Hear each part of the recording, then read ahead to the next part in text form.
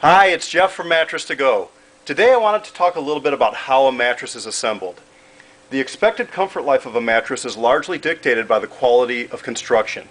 If we have the same 5 to 6 layers of foam and assemble two different mattresses, one using proper construction techniques and the other affixing the foams very loosely on the inside, that second mattress isn't going to last nearly as long as the first one. You'll get excessive body impressions and the bed won't be comfortable for very long. So when you're shopping for a bed, it's very important that you ask about the quality of construction and how things are assembled.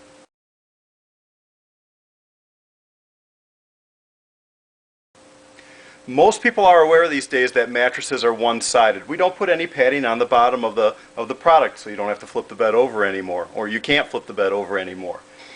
When we assemble the mattress, we'll start with an inner spring first.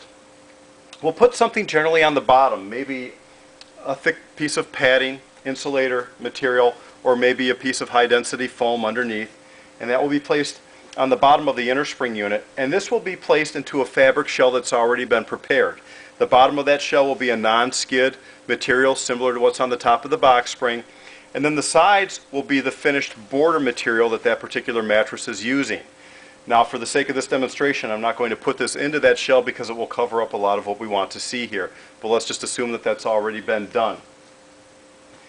Once we've placed the inner spring unit into the fabric shell, then we'll start with the padding materials on top. Again, we'll want to put a barrier between the inner spring unit and the actual padding materials. Ideally, that's what we want to do. Many brands don't do that to cut costs, but it's important that we do. Very common is a piece of thick insulator padding material, or if it's a softer bed, we may go with a piece of very strong non-woven fabric material. Just depends upon the comfort that we're shooting for. For this demonstration, we'll just use the insulator pad. The first layers of foam on top are called the upholstery layers, and traditionally these are pieces of higher density polyurethane foam with varying degrees of softness, usually a little firmer deep down. You may use a couple of these glued together. If we're shooting for a very plush bed, maybe it's a thick piece of convoluted foam we'll put on top. Just depends upon the comfort we're going for.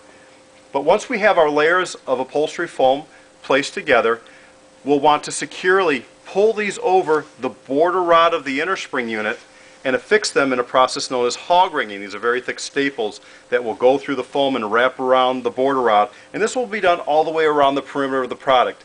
It's very important that this be done. This is something that you would be surprised. Some very expensive mattresses, they'll cut the corners on this process because it's expensive, time consuming, and just a way to save a little bit of money. It's important that we do that though to secure the upholstery layers in the product. Once we're done with the upholstery layers, we'll go with the quilt layers of foam. And the quilt layers of foam are secured to the cover in what's called the quilt panel, and I've cut one open right here. You can see there's a bottom piece of fabric right here to hold everything together. And then there's a thinner piece of polyurethane foam, a little thicker piece of soft polyurethane foam, and then this fiber right here is the flame retardant fiber that we're using to meet the new flame retardancy guidelines that were put into effect in 2007 in our industry. This is a bit of a thinner quilt panel right here. This would probably be more of a basic firm feeling mattress. This quilt panel is then placed on top of the upholstery foams, and attached to this quilt panel is a piece of that non-woven material, and this is called the flange. A properly made mattress, this flange will be pulled tightly over the upholstery foams, and then this will be hog ringed to each individual spring around the perimeter, again lending more solidity to the entire mattress that's being constructed. Many brands skip this flanging process, especially some of your less expensive products, so it's important to check. Once we have the quilt panel flanged to the inner spring unit, remember this inner spring unit was placed into that fabric tub that I talked about, and that shell, the side border material, will come up to meet the top quilt panel right here, and that's joined with this welting in what's called the tape edge, or the tape edge machine, and that will run around the perimeter, join the side panel to the top panel, and then you'll have your finished traditional tight top mattress.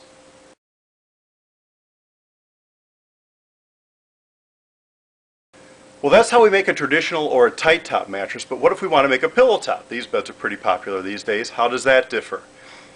In the beginning, nothing changes. We'll still use the bottom padding, put everything into the fabric shell, add our upholstery layers of foam, and these should be pulled over, and use the hog ring machine all the way around the perimeter to secure them. That's all the same. The next step is different though. We add the pillow top panel. And this is made of a gusset. We have our flange, and then we have an inner panel, again of that non-woven, very strong material. And this is placed on top of the upholstery layers of foam, sort of similar to how the quilt panel is placed on top of the traditional mattress. And the first thing that we'll do is we'll pull this inner flange all the way down and secure it with the hog ring machine very tightly to the inner spring all the way around the perimeter, and we're making basically a small mattress. We have this inner panel on the inside which will be very strong, helping to compress everything, making things very solid. Then we'll place foams on top of this inner panel right here, making the pillow top. Maybe we'll put some latex foam on the inside for very nice comfort. Here's another piece of polyurethane foam. Maybe it's a soft bed. We'll put some nice convoluted foam. Basically, we want to overfill this gusset so the pillow top panel is very nice and tight. Then on top of this, we'll put a quilt panel, just like we did with the other bed. Now this quilt panel won't use an inner flange, because what we'll do, this will be placed on top here, and then around the perimeter, this will be joined by the tape edge machine, adding a nice welting all the way around the side, very nice and snug, holding things together. Once that is done, the bottom part of the gusset will be joined to the border panel with a tape edge machine again, just like we did with the traditional mattress, that fabric shell into which the inner spring unit is placed on the inside. And then we'll finish things off with 2 tape edges for a pillow top. Many pillow tops get a bad reputation, and rightly so, because of the foams used on the inside and the quality of construction. I'll say that's probably the biggest thing, is how they're put together. Many brands won't glue these layers of foam together on the inside, which will allow for a lot of travel and a lot of premature foam breakdown. Also, the inner panel will be made of a very thin material, or it won't be very tight on the inside. And probably the biggest difference is this flange. It will be secured very loosely, if at all, on the inside. It allows for a very lofty presence in the showroom, but the bed won't last very long once you get it home, because the foams are allowed to travel so much. The cell structure breaks down and the bed body impresses very quickly. One last thing I'd like to note is that many of the inner spring units these days are placed into a foam perimeter tub to give them an extra edge reinforcement system around the perimeter. Here's a cutaway of one. You can see the thick black foam that's placed all the way around the perimeter and the bottom.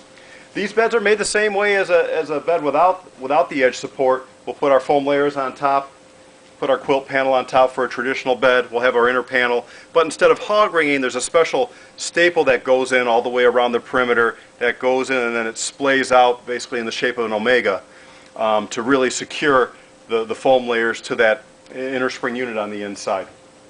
A key thing with these foam tubs, and I've seen many very expensive brands do this, these pieces of foam have to be glued together ahead of time and made into a solid unit. We'll find some manufacturers that the foams are just placed in there, and the bed is actually held together by the inner flange right here. And so there's a huge amount of travel. The bed ends up being lopsided over time. You need to have this tub glued together into a solid piece to make a quality, stable, foam encased inner spring mattress.